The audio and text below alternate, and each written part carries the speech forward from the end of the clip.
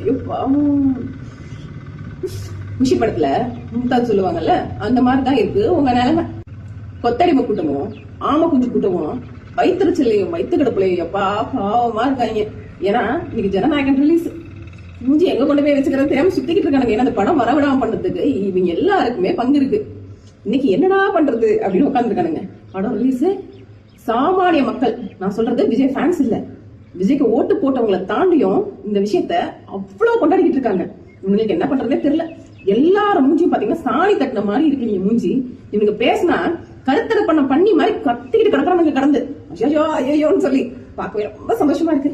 ஏன்னா எங்க சார்பா ஜெலுசல் ஆளுக்கு கொஞ்சம் வாங்கித்தான் குடிங்க, அப்படியும் வயிற்றுச்சல் அடங்காது எனக்கு தெரியும். டே பிபி டேப்லெட் சுகர் டேப்லெட்ஸ் எல்லாம் வச்சுக்கோங்கடா, போயிடாதீங்க சரியா.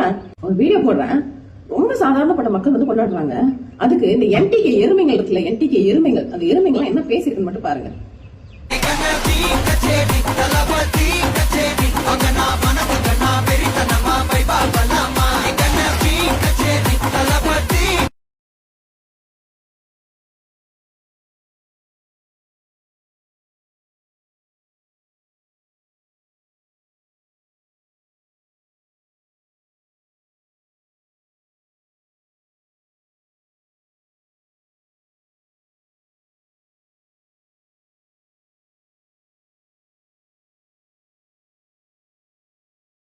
இந்த நாட்டுல இந்த முளமாரிகளை தவிர யாரும் நல்லா இருக்கக்கூடாது, இந்த முடிச்சவங்களை தவிர யாரும் சந்தோஷமா இருக்கக்கூடாது.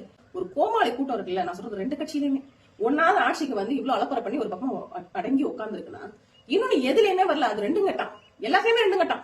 அரசியலா சினிமாவானா மத்தவங்களுக்கு எல்லாம் வேற ஒரு கேட்டகரி. ஆனா அண்ணன் ரெண்டையுமே பண்ணுவாரு. அப்படியே கால் வச்சா ரெண்டுலயுமே தான் வைப்பாரு.